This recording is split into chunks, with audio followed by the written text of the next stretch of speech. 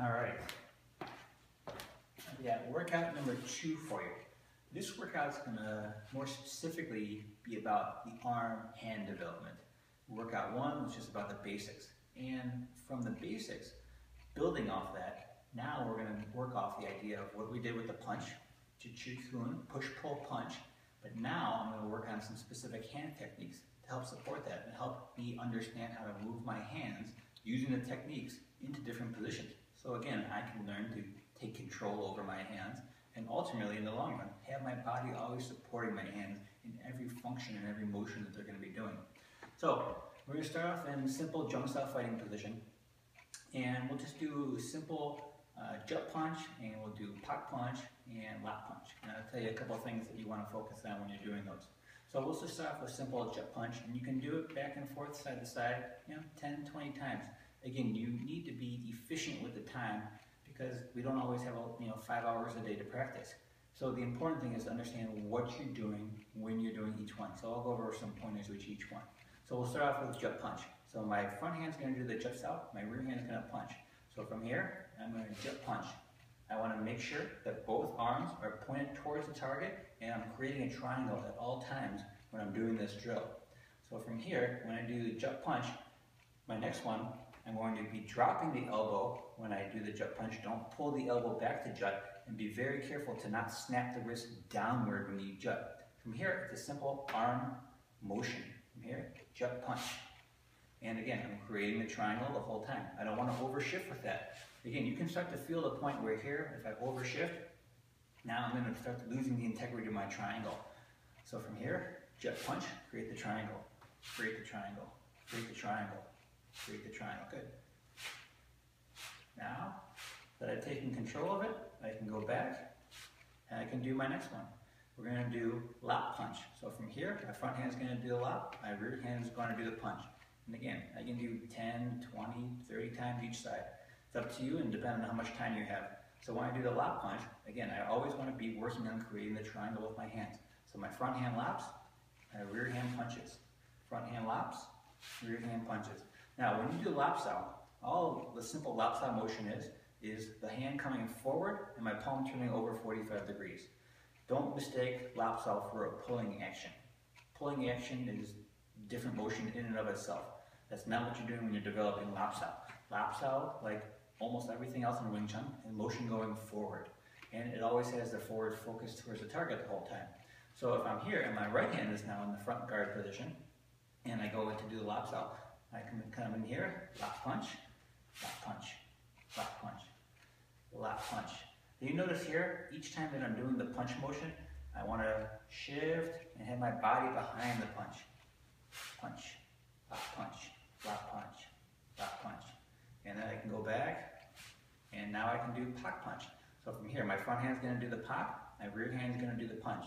So from here, pak punch. Pak punch. Now, what am I doing differently here when I do the pak punch? You notice when I do the pak, I'm not coming here and pak punching out this way. Again, I want to learn to have my body be supporting that motion each and every time that I do it. So, and I'm also creating that triangle each and every time that I'm doing the pak punch motion. So from here, I'm always creating a triangle. And again, my pak style is now with my palm out, aiming towards the target. Here's my triangle. From here, pak punch. Triangle. Here, I can let it relax, and pak punch together, pak punch together, pak punch. I'm learning the coordinated motion of my pak punch, pak punch, pak punch, pak punch. Good.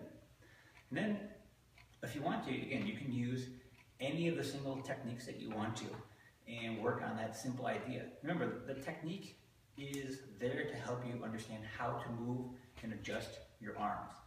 The technique isn't necessarily there in the long run to be singularly applied against whatever attack. We have talked about that before, and I'll go into that at deeper levels in future videos. But I can use view punch if I want to. Again, I can come from here, view punch, view punch, view punch. I can use tan punch, tan punch, tan punch. Again, always creating my triangle with whatever else I'm doing. So once you cycle through those, and again, remember, I'm always just creating a triangle and I'm learning how to coordinate and take control of the motion.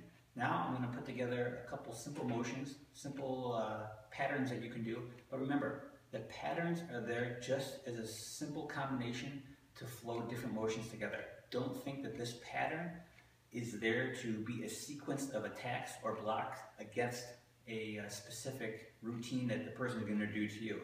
Remember, ABC does not work against 1, 2, 3 because what they do ABC, and if you reply 1, 2, 3 in the street, you're taking a big gamble that it's going to actually happen that way.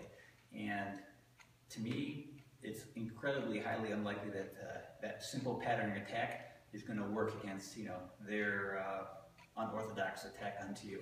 So the first one we're going to do is just simple bong, lop, wu, punch. So with my rear hand, I'm going to shoot forward and bong. Now from here, I'm going to lop punch and then wu punch. Now with my rear hand, shoots forward, I'm in the front fighting position. Rear hand does bong stop, bong, lop punch, wu punch. Rear hand shoots forward, front fighting position. Now my rear hand's going to do the bong, lop punch, wu punch. Rear hand shoots forward to the front fighting position. Rear hand does bong, lop punch, and then from here, wu punch. Just a couple things to note when you do that simple combination. Remember, with bong style, I'm going to shoot forward with my middle knuckle coming into the center line. Once that this is extended into our V-shaped angle, now I'm going to shift with that. And I'm going to go forward. So right here, this notch on your ulna bone, one finger inside, should be crossing the center line right here. Now when I do the lop punch off that, I don't want to think like, oh, my hand's going to come in and circle off that. You'll never develop the true structural support with the arm if you do it that way. So when I come forward and I lop, remember lop style is this motion coming forward, I'm not pulling off that. My lop style comes forward and my rear hand is going to just withdraw. But now it's this dropping of the elbow that creates this circular motion to do the inside whip punch. And then I can wu style punch off that. So that's combination number one. Combination number two is going to be a little bit more in depth. But again, take your time with it. I'll do it slowly for you. So from here, I'm going to do Hoi Kwan. So my front hand is going to circle underneath. Rear hand goes forward to low bong. And then from here, my front hand, now my left hand's in rear wu style. So this is a combination of reverse wu style and low bong style. I'm not out here and doing like tan zao and something else with that. When we do Hoi Kwan zao, from here, it's what we call reverse wu style and low bong style or low lan zao. Where is that motion derived from? Well, when I do silam tao and I'm here, my arms are crossed. If I take my front hand and I rotate it down, there's my Kwan zao. And now I can rotate with that. That's where Kwan zao is from. Not from out here and doing like tan zao and low bong. Again, do what you want, I'm just telling you how I do it. So, from here, Hoi Kwan zao. From here, I'm going to lop and similar motion to bong. And I'm going to come in, lop chop. And from here, pop punch. Or pak palm, whatever you want to do. Alright, and now I shoot forward. Now my right hand's in front. Kwan zao. My right hand's rolling underneath, reverse wu style. My left hand's going to circle down to low bong or low lan zao.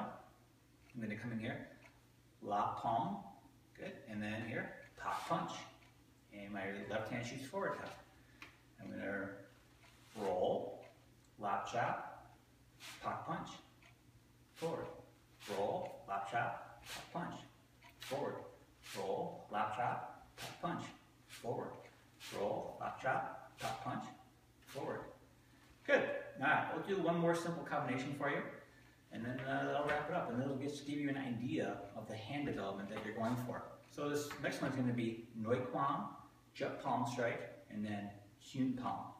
So from here, I'm going to come in, I go forward, Noi Kwan zao, Jut Palm Strike, and then from here, Chun Palm, and then reset. Noi Kwan zao, Jut Palm Strike, and then Chun Palm, and reset. Noi Kwan zao, Jut Palm Strike, and then Chun Palm, and reset. So, what am I doing? When I do Noi Kwan zao, that's a combination of two arms again, of Chun zao motion and jump zao motion. So with my with my front hand, I'm going to do the circle motion, and my rear hand's going to come up and do jump zao. So from here, Noi Quan. Now with my right hand, you're going to do Jut. My left hand is going to come forward and palm strike. Now from here, I'm going to do Hyun Zao and palm strike again. And I reset. Now my right hand's in front. Good. Noi Quan, Jut palm, and then Hyun palm. And reset. And notice I'm switching my guard each time too. So from here, I do Noi Quan, Jut palm, good, and then Hyun palm, and reset. Noi Quan, Jut palm, Hyun palm, and good, and reset. Noi Quan, Jut palm, good, Hyun palm, and reset.